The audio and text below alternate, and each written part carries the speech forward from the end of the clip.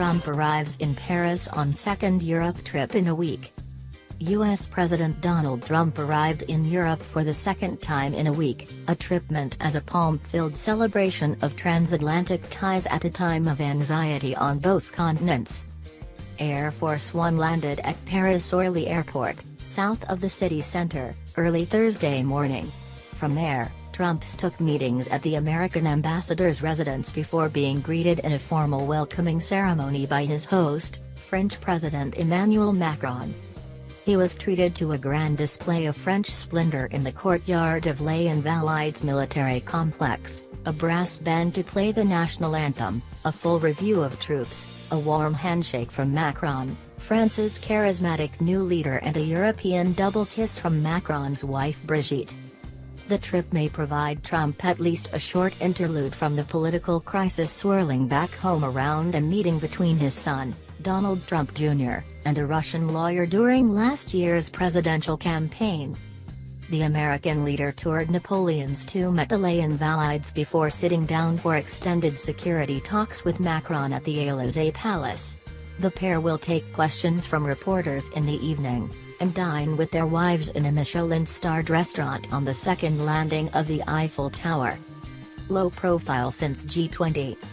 Trump himself has remained out of sight since returning late Saturday from Hamburg, where he attended a high-stakes Group of 20 summit and met with several foreign leaders, including Russian President Vladimir Putin.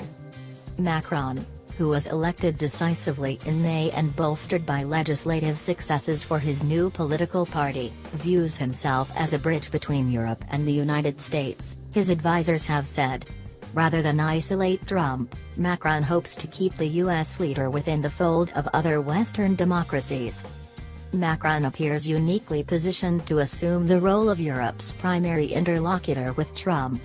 Unlike German Chancellor Angela Merkel, who faces re-election in September, or British Prime Minister Theresa May, who was dealt a political blow in last month's snap election, Macron is unencumbered by looming political baggage that would distract from a close relationship with the U.S. president. But while both men exude alpha male tendencies, their differences are readily apparent. At 39, Macron is the youngest French president in modern times. The 71-year-old Trump is the oldest elected U.S. president in history. Trump offered tacit backing to Macron's rival in this year's presidential contest, the hard-right candidate Marine Le Pen. Meanwhile, Trump's predecessor Barack Obama endorsed Macron. And their first meeting was marked by aggressive body language, Macron gripping Trump's hand for an extended shake, their eyes locking as cameras clicked away. Macron later said the aggression was intentional, but at last week's G20 summit in Germany the two men appeared far more relaxed. The French leader seemed intent on standing next to Trump during group photos, a reminder of his self-assigned role as Trump's European contact point.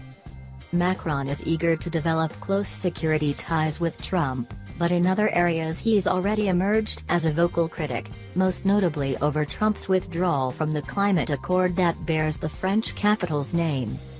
Following the announcement, Macron adopted an aggressive stance, telling climate scientists they were welcome in France and mocking Trump's campaign slogan to urge the world to make the planet great again. He's also taken a harder line on Russia, chastising Putin during a joint appearance at Versailles last month over Russian propaganda efforts and LGBT rights. Trump's stop in Paris is designed to mark the 100th anniversary of the United States' entry into World War I, and the security theme will carry over in talks between the leaders, which the White House said would center on Syria and counterterrorism efforts. Macron hopes to demonstrate to Trump the willingness of France to play a broader role in global security affairs. The country is the second largest contributor to the US-led anti-ISIS coalition, a permanent member of the UN Security Council, and a key actor in counter-terrorism efforts in northern Africa. Nations marching side by side. On Friday, Trump will be the guest of honor at a military parade marking Bastille Day, the national holiday that commemorates the start of the French Revolution. American troops will march alongside French personnel down the Champs-Élysées.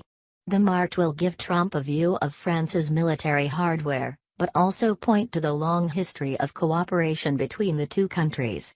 The White House said American troops would participate this year, and that 3 veterans of the 1944 Normandy invasion would also be on hand. While last week's G20 in Germany was marked by widespread violent protests, the French are not expected to stage large-scale demonstrations during Trump's visit here. The security posture has nonetheless been elevated, with 11,000 police and gendarmes deployed on the streets during Trump's visit. It's an extension of the current state of emergency in France, first put in place after terrorist attacks here in November 2015. Trump has decried the security situation in Paris, lamenting that Paris isn't Paris any longer, and suggesting the city had been overrun by extremists. A senior administration official downplayed those past remarks ahead of Trump's visit, saying instead that Trump held the city in high regard. From everything that I've seen and everything that I've heard, the president has got very positive feelings about the city of Paris, and the people who live in Paris, and the French nation more generally, the official said.